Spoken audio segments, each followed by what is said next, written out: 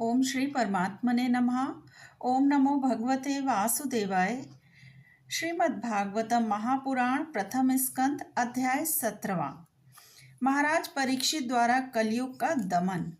सूत जी कहते हैं, शौनक जी वहां पहुंचकर राजा परीक्षित ने देखा कि एक राजवेशधारी शूद्र हाथ में डंडा लिए हुए है और गाय बैल के एक जोड़े को इस तरह पीटता जा रहा है जैसे उनका कोई स्वामी ही ना हो।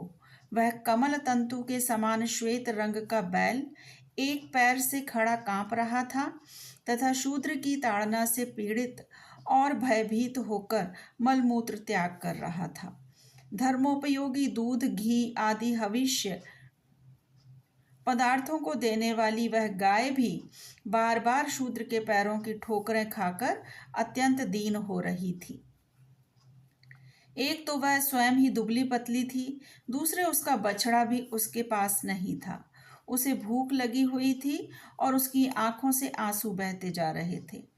स्वर्ण जटित रथ पर चढ़े हुए राजा परीक्षित ने अपना धनुष चढ़ाकर मेघ के समान गंभीर वाणी से उसको ललकारा।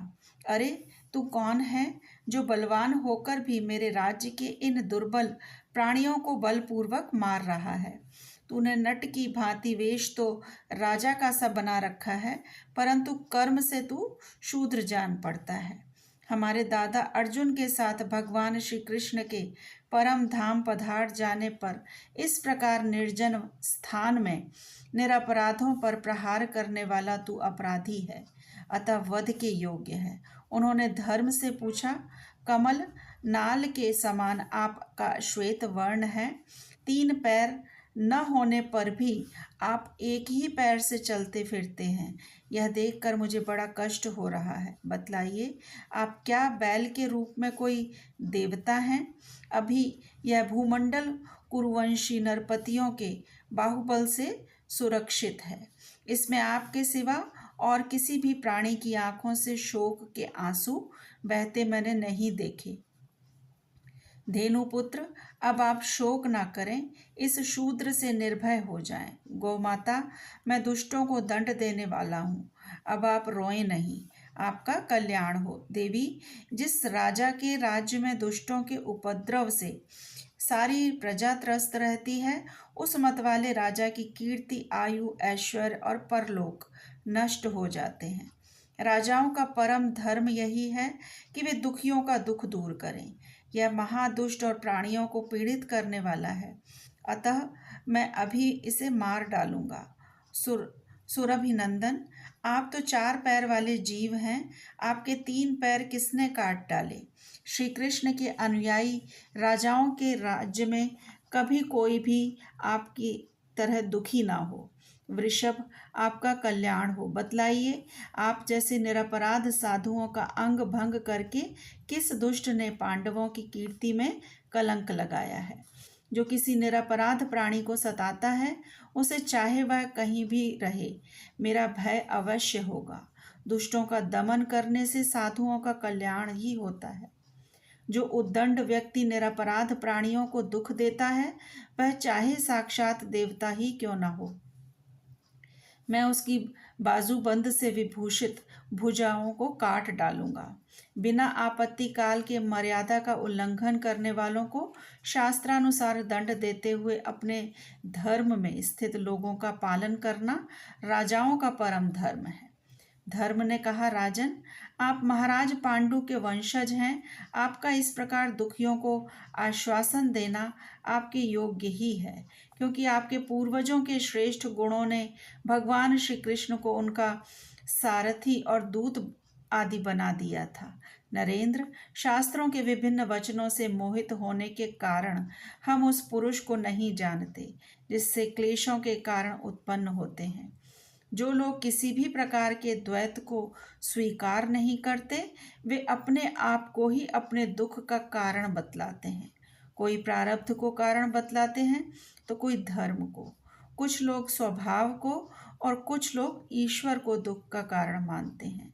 किन्हीं किन्हीं का ऐसा भी निश्चय है कि दुख का कारण न तो तर्क के द्वारा जाना जा सकता है और न वाणी के द्वारा। राजर्षि, अब इनमें कौन सा मत ठीक है, यह आप अपनी बुद्धि से ही विचार कीजिए। सूत जी कहते हैं, ऋषि श्रेष्ठ शौनक जी, धर्म का यह प्रवचन सुनकर सम्राट परीक्षित बहुत प्रसन्न हुए। उनका खेद मिट गया। उन्होंने शांत चित्त होकर उनसे कहा। परीक्षित ने कहा कि धर्म का तत्व जानने वाले वृषभ देव, आप धर्म का उपदेश कर रहे हैं। अवश्य ही आप वृषभ के रूप में स्वयं धर्म ही हैं। आपने अपने को दुख देने वाले का नाम इसलिए नहीं बताया है कि अधर्म करने वाले को जो नरकादि प्राप्त होते हैं वे ही चुगली करने वाले को भी मिलते हैं, अथवा यही सिद्धांत निश्चित है कि प्राणियों के मन और वाणी से परमेश्वर की माया के स्वरूप का निरूपण नहीं किया जा सकता। धर्मदेव, सतयुग में आपके 4 चरण थे, तप, पवित्रता, दया और सत्य। इस समय अधर्म के अंश, गर्व, आसक्ति और मद से 3 चरण नष्ट हो चुके हैं। अब आपका 4था चरण केवल सत्य ही बचा है। उसी के बल पर आप जी रहे हैं। असत्य से पुष्ट हुआ यह अधर्म रूप कलयुग उसे भी ग्रास कर लेना चाहता है। ये गौ माता साक्षात पृथ्वी देवी हैं। भगवान ने इनका भारी बोझ उतार दिया था और ये उनके राशि राशि सौंदर्य बिखेरने वाले चरण चिन्हों से सर्वत्र उत्सवमयी हो गई थी। अब ये उनसे बिछुड़ गई हैं।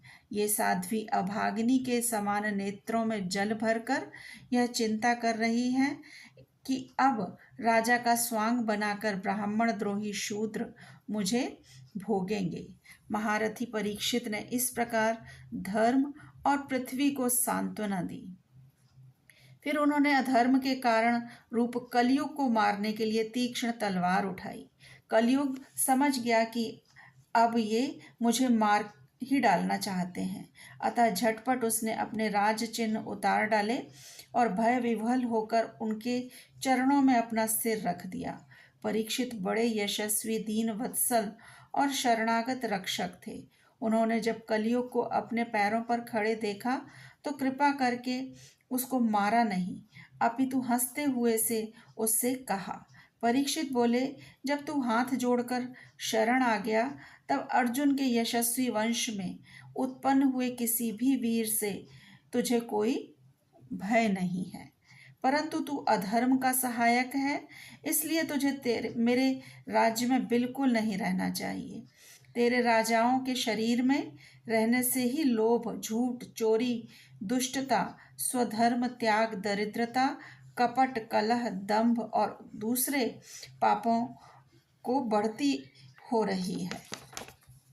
अतः धर्म के साथ ही इस ब्रह्मवर्त में तू एक क्षण के लिए भी न ठहरना, क्योंकि यह धर्म और सत्य का निवास स्थान है। इस क्षेत्र में यज्ञ विधि के जानने वाले महात्मा यज्ञों के द्वारा यज्ञ पुरुष भगवान की आराधना करते रहते हैं और इस देश में भगवान श्री हरि यज्ञों के रूप में निवास करते हैं, क्यों यज्ञों के द्वारा उनकी पूजा होती है और वे यज्ञ करने वालों का कल्याण करते हैं। वे सर्वात्मा भगवान वायु की भांति समस्त चराचर जीवों के भीतर और बाहर एक रस स्थित रहते हुए उनकी कामनाओं को पूर्ण करते रहते हैं। सूत जी कहते हैं, परीक्षित की यह आज्ञा सुनकर कलयुग सिहर उठा। यमराज के समान मारने के लिए उद्यत हाथ में तलवार लिए हुए परीक्षित से वह बोला। कली ने कहा कि सार्वभौम, आपकी आज्ञा से जहाँ कहीं भी मैं रहने का विचार करता हूँ वहीं देखता हूँ कि आप धनुष बाण चढ़ाए खड़े हैं। धार्मिक शिरोमणि, आप मुझे वह स्थान बतलाइए जहाँ मैं आपकी आज्ञा का पालन करता हुआ स्थिर होकर रह सकूं। सूत जी कहते हैं, कलयुग की प्रार्थना स्वीकार करके राजा परीक्षित ने उसे 4 स्थान दिए। द्यूत, मद्यपान, स्त्री संग और हिंसा।